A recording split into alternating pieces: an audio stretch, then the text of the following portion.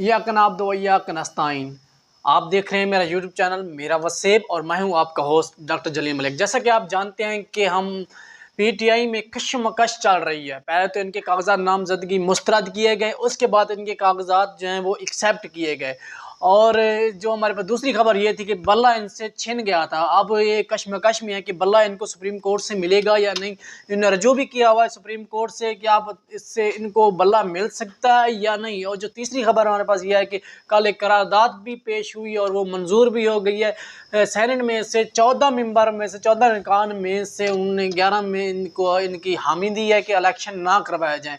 मौसम की वजह से और सिक्योरिटी की वजह से इलेक्शन ना करवाने की करारदाद हुई है, जिसमें उनको वो मंजूर भी हो गई है। ये 3 खबरें हमारे पास हैं और इसके हवाले से हम जो सबसे पहले खबर में बात करने जा रहे हैं वो है कागजात नामजदगी जो इनके एक्सेप्ट हो रहे हैं उनके हवाले से। पहले ये थे कि जो कागजात इनके एतराज़ आ रहे थे, जिन्होंने आरओ ने इनके कागजात रिजेक्ट किए थे, इनको ना इस पे नाअहल करार दिया था कि इलेक्शन नहीं लड़ सकते, कागजात पे एतराज़ पे लगाया था, वो अब कागजात आहिस्ता आहिस्ता मंजूर हो रहे हैं।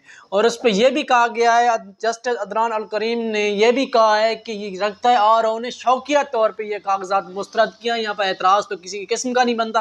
और ये कहकर उन्होंने काफ़ी सारे कागज जो एतराज़ात थे उनको ख़त्म कर दिया और उसको फैसले को कलअदम करार दे के उनके जो कागजात थे मंजूर कर लिए। उनमें से चंद असद कैसर के कागजात मंजूर हो गए हैं। तैमूर सलीम झगड़ा के भी कागजात मंजूर हो गए हैं। NA 242 में अमजद अफरीदी के भी कागजात मंजूर हो गए हैं। NA 243 से सुभान सहल के भी कागजात मंजूर हो गए हैं। शाह महमूद का पहले सुना गया था कि कागजात मंजूर हो गए थे, लेकिन अब सुनने को आ रहा है कि पहले सुना था कि इनके कागजात एक्सेप्ट हुए हैं, लेकिन अब सुनने में आ रहा है कि इनके कागजात जो है रिजेक्ट कर दिए गए हैं। वो इनको दुरुस्त साबित नहीं हुआ। और उसके बाद जो इनके ज़ैन कुरैशी साहब थे, शाह महमूद कुरैशी साहब के बेटे, उनके भी कागजात मंजूर हो गए हैं। महर बानो साहबा के भी कागजात मंजूर हो गए हैं। सनम जावेद के भी कागजात मंजूर हो गए। इनके साथ बाकी बहुत सारे मेम्बरान जिनके कागजात रिजेक्ट हुए थे वो मंजूर हो गए हैं और काफ़ी हद तक वो आगे उनको पूरी उम्मीद है कि इलेक्शन लड़ेंगे। और सबसे जो मेन मसला था इनके पास बल्ले का, क्या बल्ला इनके पास वापस आएगा या बल्ला नहीं वापस आएगा। अगर बल्ला वापस ना आया तो इनका अगला कारआमद क्या होगा, अगला इनका काम क्या होगा, किस तरह इलेक्शन लड़ेंगे। क्या ये आज़ाद सीटों पर इलेक्शन लड़ेंगे, आज़ाद सीटों पर लड़ेंगे तो किस तरह इलेक्शन लड़ेंगे, हम उसके सिलसिले में आपको बताने लेंगे। अगर इनको बल्ला वापस ना मिला सुप्रीम कोर्ट से तो ये आज़ाद सीटों से इलेक्शन लड़ेंगे। हर हल्के में इनको अलग एक निशान दिया जाएगा इलेक्शन कमीशन की तरफ से, तो उस पर इलेक्शन लड़े जाएंगे।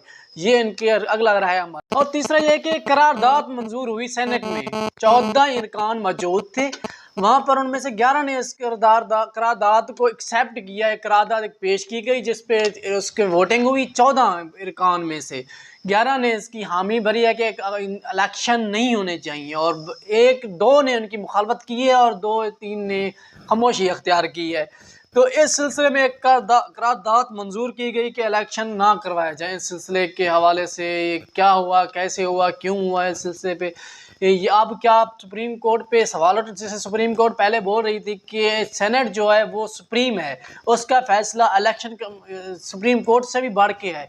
क्या अब ये इलेक्शन ये फैसला सुप्रीम कोर्ट से बढ़ के होगा या हमारे जस्टिस जो हैं चीफ जस्टिस काजी फैज़ ने ये पहले ही कह रखा है कि इलेक्शन 8 फरवरी को ही होंगे। ये पत्थर पर लकीर है, क्या यह लकीर मिटने जा रही है अब